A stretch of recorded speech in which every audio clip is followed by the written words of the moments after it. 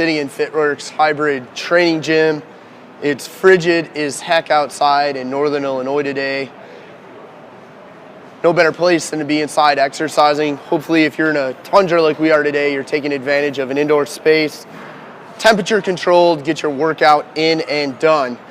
We get a lot of questions about macros and calories, and do we follow or prescribe to the macros, or if it fits your macros, etc. First of all, a qualifier. I straddle two worlds with what I do. I participate in both the health, wellness, and weight loss world, and we also prep competitors for physique contests, so bodybuilding, figure, bikini, men's physique, women's physique, etc. So there's two different worlds that we kind of exist in. And to answer that question, yes, we do to an extent, but let's give a little bit of a background. First and foremost, at the end of the day, it comes down to calories. If you burn more calories than you consume, theoretically, you are going to metabolize fat for energy. You're going to lose weight, right? It's Newton's law. Energy cannot be created nor destroyed. It's got to go somewhere. Second, calories a measure of that energy. Third, macros are really calories. So this is nothing new. It's just a different way to look at calories. Hey, David. Okay, so a lot of people think, well, this macro thing is new. Well, actually, it's not. It's just another way to look at measuring your energy intake, or how we look at what we're actually consuming and whether or not we're eating more or we're eating less. It all comes down to energy. Multiply your fats and your fats by 9, you'll get calories. Multiply your carbs and protein by 4, you'll get calories. When I'm talking about fats, protein, and carbs, I'm talking grams. Multiply your sugar alcohols by 7, or your alcohol by 7, you will get calories. So if it fits your macros, macros is still just calories. And by the way, if you're tuned in and you're live, ask questions. If you're watching this later on social media, we'd love your feedback. We'd love to hear from you. So by all means, ask. Simply post below the video or ask today while we're live. Where does if it fits your macros come from? Quite simply, it comes from trainers in the contest prep world for bodybuilding, physique type contests, looking for a simple way to field questions from clients that are, can I have a sweet potato instead of whole grain bread? Can I have rice instead of a sweet potato? Why can't I have a Pop-Tart if it's got 32 grams of carbohydrates? I don't know what's actually in a Pop-Tart, but why can't I have a Pop-Tart instead of my oatmeal if my oatmeal is 27 grams? Does it really matter? It became real simple to just say, well, here's what the macros are. Fit your calories into these macros and you'll be totally fine. So that's a little bit of the background. Now back to race straddling two different worlds. For the average everyday person looking to no longer fit in those pants, myself included, counting doesn't work long term, and here's why. If we accept the fact that macros are a different way of looking at calories, people have been measuring things via calories for decades, yet we still have an obesity issue. Yet we still have many, easily say millions of men and women that are middle-aged that have yo-yo dieted since the 80s.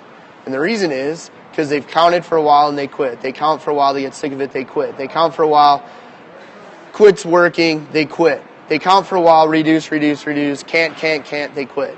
So if we look at long-term, counting things doesn't work. We look at another issue for the average everyday person. We're going to talk about competitors in a minute. Much like calories, pretty soon macros, it's kind of like you got a piggy bank and people are storing up all their macros to use later. So instead of eating throughout the day, we see people eating next to nothing all day so they can pig out at dinner. Eating next to nothing all day so that they can burn up all their macros on pizza or beer. We would rather see the average everyday person just go have the pizza, beer, still eat throughout the day, and don't worry about it. So again, when we start counting things, it leads to that proverbial saving up and using at a later date. We see the same thing with Weight Watchers and points. I'm going to save up my points and I'm going to eat this candy bar. Or I'm going to save up and I'm going to use them all later on junk food. So that's another issue that we start seeing long term with individuals that just want to lose some pounds and inches. Again, we're not talking the competitive world. The next thing is individuals that have a higher body fat percentage. So they got more fat. say for adult males greater than 10% body fat. The way their body handles a Pop-Tart is going to be different than a sweet potato. The way their body handles oatmeal is going to be different than a bag of cookies. And that difference is twofold. One, it comes down to insulin tolerance and whether or not insulin is likely to do its job or go to adipose tissue and store more energy as adipose tissue or fat. So we have to be aware of higher body fat percentage individuals and what actually happens.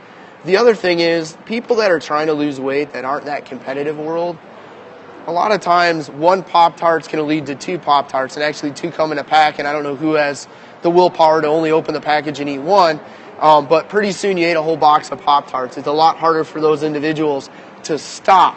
They don't have that, oh my God, I'm going to get on stage in a teeny tiny bathing suit in 6, 8, 12 weeks. So for them, they're not going to be as highly motivated. That Pop-Tart may be a trigger. They may end up eating more junk than they would otherwise. Not so much of an issue in the competitive physique world. Hey, Jim. Oh, I'm sorry. No, that's good. Keep going, man. When we look at competitive physiques, do macros matter? Well, yes, of course. They matter for everyday people, but calories matter as well. Do we actually give our clients macros? No, we don't. Why? Because I'm the former fat guy that's lost over 60 pounds, kept it off for going on 20 years now, and I can tell you that focusing on numbers leads to obsession. Obsession with food is what we call an eating disorder. So when we prep competitors for contests, yes, we manipulate macros, and in doing so, we manipulate calories, but we don't give the actual numbers to clients. Now, if a client's like, look, man, I need an alternative for X, Y, or Z food, I might say, look, just keep it at this. But normally, we don't share that information. But when you're looking to get on stage, those things do have to be controlled. They have to be managed. They have to be measured. You need to know where you are today, this week, next week, this month, so that when you check in with your trainer or somebody checks in with me as their trainer, we know where they were, we know where we're going, we know where they are today, we know what we need to adjust. So those things do have to be measured. Otherwise, we can't manage change. But again, we don't share the numbers with the competitors. Is it the end-all, be-all? Yes, in a way, I think, but I don't think it's the macros that are. I think it's the measurement and the control that matters. Those are the things that matter. When we look at the physique competitor, you actually could tell them, have one Pop-Tart, and that individual is going to be more likely to have one Pop-Tart, especially if they have that event looming on a set date in the near future. Why? Because they're scared to death to get on stage and look terrible. Or maybe they're a seasoned competitor and winning is a priority. They are not going to have the second Pop-Tart. That first Pop-Tart's not going to be a trigger. They're not going to go on a binge because they have this finite time frame where they're going to get on stage and they want to win. The average everyday person doesn't have that. So again, our macro is necessary. I think measurement is necessary. I don't think an obsession over numbers is necessary. I do think it plays a role. I think calories and macros are interchangeable. I had somebody sit in my office and tell me they don't count calories, they count macros. It's the same thing. I think measurement is what matters. You can't improve something that you don't measure. You can't assess where you are en route to your goal if you haven't set the goal and measured your progress along the way. So I think that is important, but I don't like to see people as somebody that used to be overweight and did obsess about, back then it was all about, when I was trying to lose weight, it was all about calories. I don't think it's good to obsess about calories, points, macros, or any other number. I think as soon as you impose limits on somebody, they're constantly finding a way, whether it's saving up the points, the calories, the macros, they're always trying to find a way, obsessing about beating the system.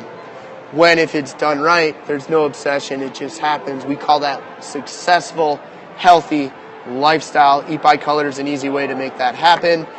Ray Binkowski, author of the book Eat by Color, the brand new Exercise Galore. It's out right now for Kindle. It will be out soon in print. Exercise Galore. Check it out on Amazon. By all means, if you're watching this on social media, we want to hear from you. So ask a question. Find us on Twitter at Eat by Color, Instagram at Eat by Color, Facebook, Eat by Color, so on and so forth.